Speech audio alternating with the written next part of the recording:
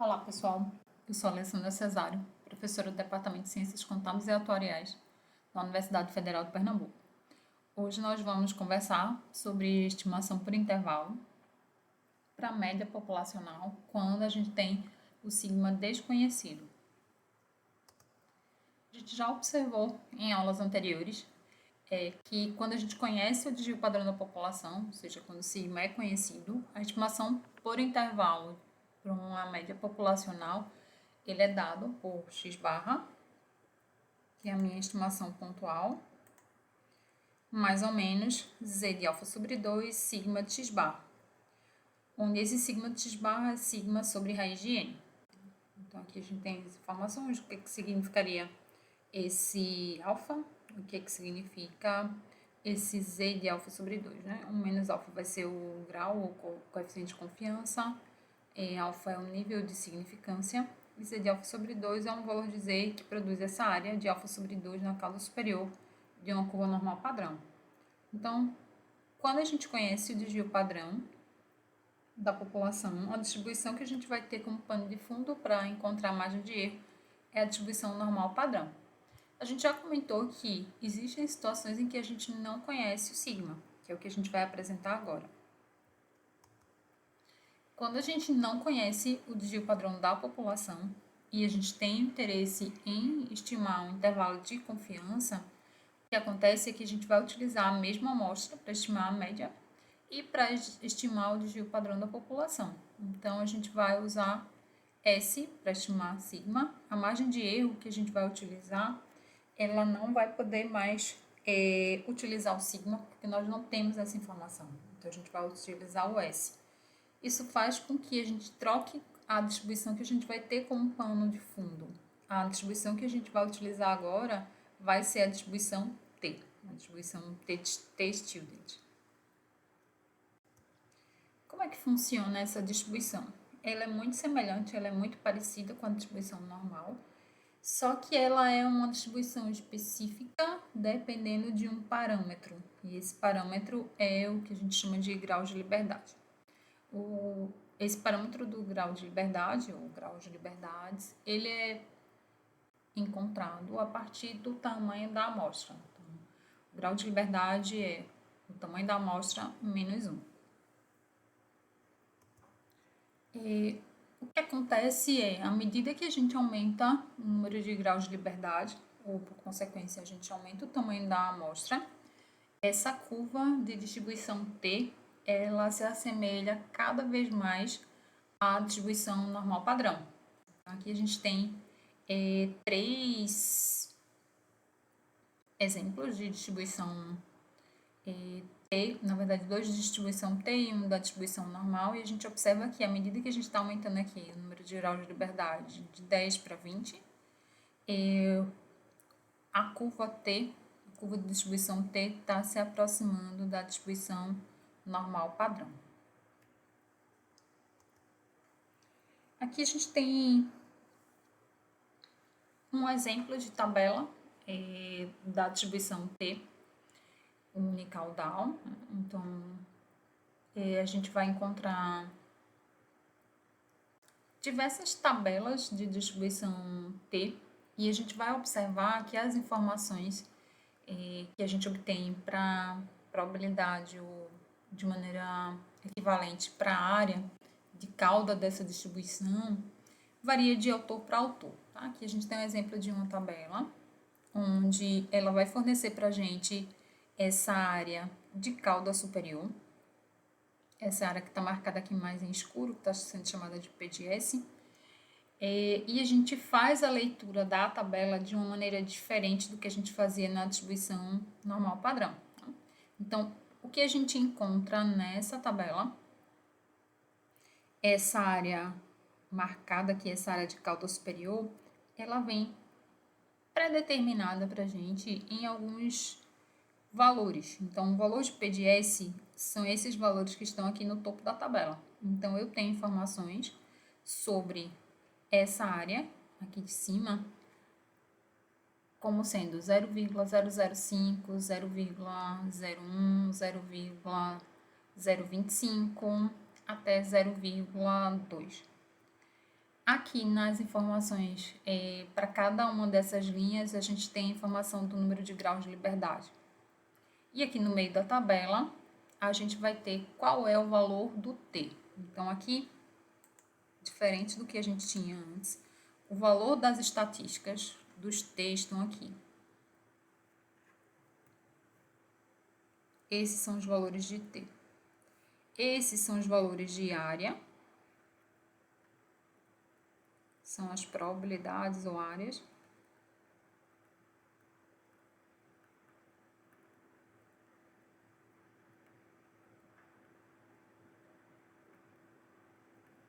A área dessa ponta aqui, dessa cauda. E aqui, essas informações são dos graus de liberdade. Lembrando que é o tamanho da amostra menos 1. Então, o que é que a gente tem?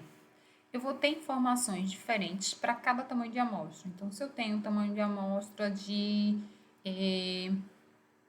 25, tá? Então, se eu tenho aqui que meu N... Deixa eu ver aqui. Se N é igual a 25, eu tenho que o número de graus de liberdade vai ser igual a 24. Então, eu vou observar somente essa linha referente a 24 graus de liberdade. Então, se eu quiser encontrar qual é o valor do T que me gera essa área de topo aqui, de cauda superior, de 0,025, eu vou ter que cruzar a informação dessa coluna com essa linha e eu teria essa informação aqui. Então, considerando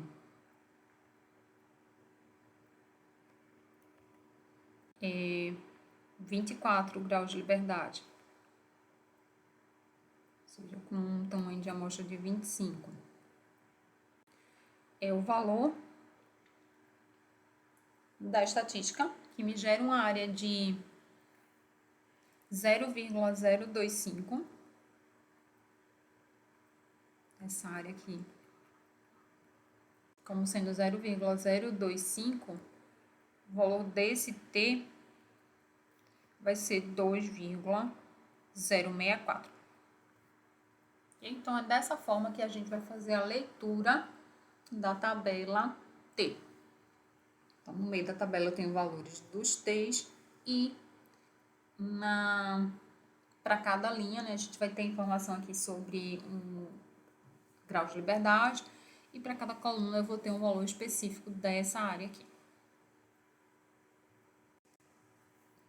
Aqui a gente tem uma tabela um pouco maior, um pouco mais ampliada. Essa tabela é do livro do Anderson, do livro texto que a gente normalmente trabalha.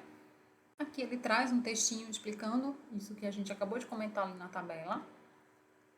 Aqui a gente tem uma quantidade maior de informações, uma quantidade maior de graus de liberdade. Então, veja que a gente vai de 1 em 1 aqui, né? O número de graus de liberdade, que essa primeira página até 34, depois a gente segue aqui até 84.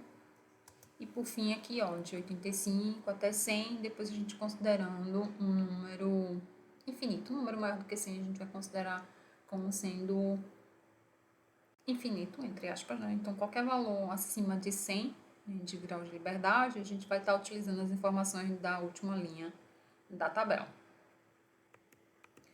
Observem que essa primeira tabela que a gente forneceu, ela vai trazer para a gente graus de liberdade variando de 1 até 30, de 1 em 1.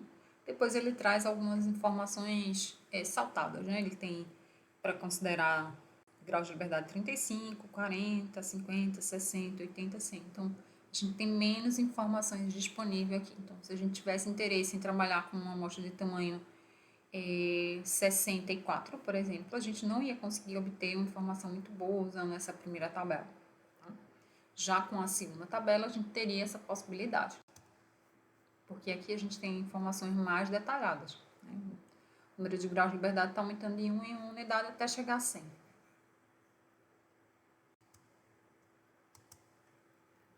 Para fazer a estimação por intervalo, então, quando a gente não conhece o sigma, a gente faz a substituição do Z por T, né? E a substituição do sigma por S.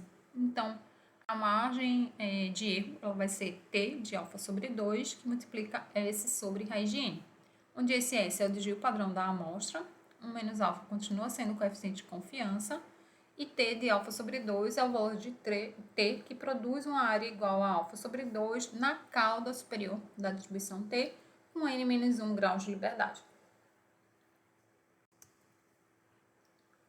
Quem seriam esses números de grau de liberdade, né? É o tamanho da amostra menos 1, e ele refere-se à quantidade de informações independentes que a gente tem envolvida no cálculo dessa quantidade aqui, tá? Essa quantidade ela está presente quando a gente vai calcular quem é o S, né? Utilizando as informações da amostra. Então vamos observar esse exercício aqui, onde a gente tem interesse em observar o seguinte: a equipe de vendas da empresa Y apresenta mensalmente relatórios que relacionam os contatos feitos com clientes durante a semana. Uma amostra de 65 relatórios semanais exibiu uma média amostral de 19,5 contatos de clientes por semana. O desvio padrão da amostra foi de 5,2. Forneça os intervalos de confiança de 90% e de 95%, correspondentes ao número médio da população de contatos semanais com clientes feitos pela equipe de vendas. Então, aqui, usando agora o quadro branco para a gente resolver o nosso exercício, vamos destacar quais são as informações que a gente tem.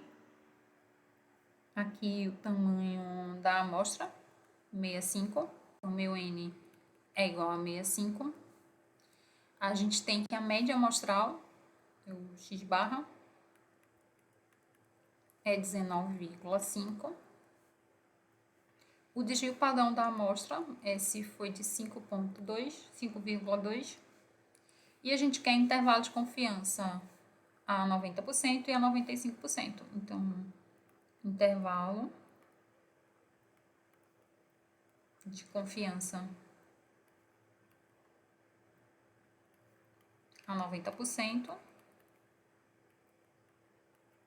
E a gente quer um intervalo de confiança a 95%. A gente também quer encontrar isso aqui. Então, vamos observar como é que a gente vai encontrar esses dois intervalos. Então, observe que aqui a gente tem o tamanho da amostra de 65. Se eu tenho o tamanho da amostra de 65, isso implica que o número de graus de liberdade vai ser igual a 64. Se eu tenho que o número de graus de liberdade é igual a 64, eu vou me preocupar apenas com a linha referente a 64, essa linha aqui. Então, as informações que eu vou estar buscando, elas vão estar presentes nessa linha aqui. Tá? Então, a gente vai tratar dessa linha aqui, né? Levando em consideração as informações aqui no topo da minha tabela. Então, para encontrar quem é o T de alfa sobre 2, eu quero buscar lá informação na tabela que me gera essa área de cálculo superior de alfa sobre 2. Tá? Então, isso vai depender do grau de confiança que a gente vai impor, né? Vai solicitar. Então, observe que aqui a gente quer um intervalo de confiança a 90% e depois a gente vai fazer de maneira semelhante para observar um intervalo de confiança a 95%. Então, vamos primeiro observar a 90%. Então, intervalo de confiança a 90%. Quando a gente fala que a gente quer essa confiança a 90%, a gente tem que 1 menos alfa é 0,9. Isso faz com que o meu alfa seja de 0,1. E, portanto, alfa sobre 2 seja 0,05. Então, o que eu vou procurar para o T de alfa sobre 2 é um valor que na cauda superior vai ser de 0,05. Eu quero procurar um valor de t que me gere essa área de 0,05. Que valor é esse de estatística? Que valor é esse de t que me gera isso aqui? Então, isso eu vou buscar lá na tabela. Antes disso, a gente precisa observar a expressão, né, para o intervalo de confiança. A gente tem que esse intervalo de confiança, ele é a estimação pontual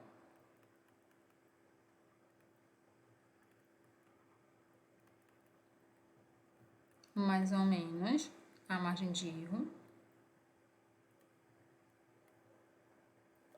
A estimação pontual é o meu valor de x barra, mais ou menos. A minha margem de erro vai ser t de alfa sobre 2 vezes s sobre raiz de n. Nesse nosso caso, né, eu quero encontrar um t de alfa sobre 2, considerando esse grau de confiança de 90%, vai me gerar essa área de cauda de 0,05. Tá? Então, vou buscar, para esse problema, o x barra, que a gente tem que é 19,5.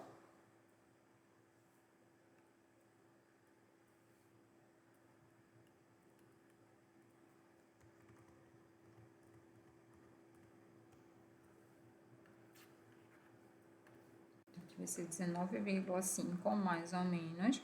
Esse t de alfa sobre 2, um t cuja área de cauda vai ser de 0,05, vezes o S,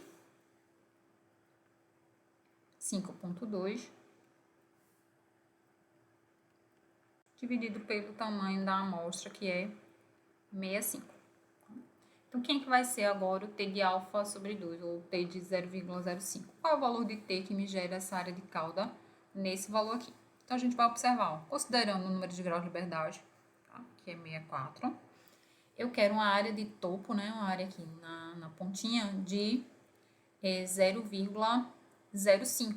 Então, aqui a gente tem, ó, uma área de cauda de 0,05. Vou fazer o cruzamento dessa coluna com essa linha e eu vou ter aqui o valor de t igual a 1,669. Então, esse valor aqui é 1,669 vezes 5,2 dividido por raiz de 65. Quando a gente faz essa continha aqui, 1,669 vezes 5,2 dividido por raiz de 65, a gente vai encontrar aproximadamente 1,08. Então, meu intervalo de confiança, ele vai ser 19,5 mais ou menos 1,08. O que vai dar que o meu intervalo vai de 18,42 a 20,58. Então, o intervalo de confiança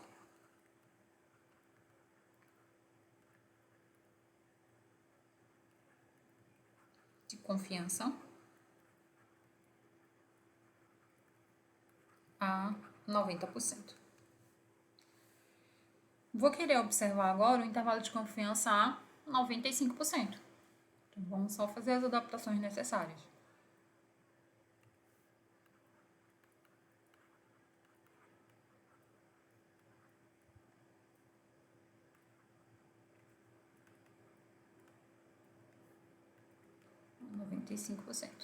Então, aqui a gente tem que 1 menos alfa vai ser 0,95, o que vai fazer com que o alfa seja 0,05. Portanto, o alfa sobre 2 seja 0,025. Então, eu vou estar buscando um valor de t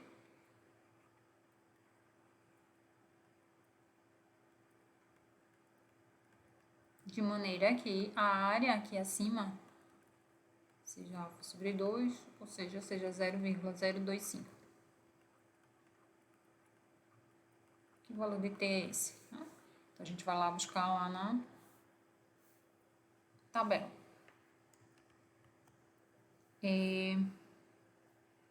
A margem de... O meu intervalo de confiança, ele vai ser semelhante ao que a gente acabou de fazer. É o x barra mais ou menos a margem de erro.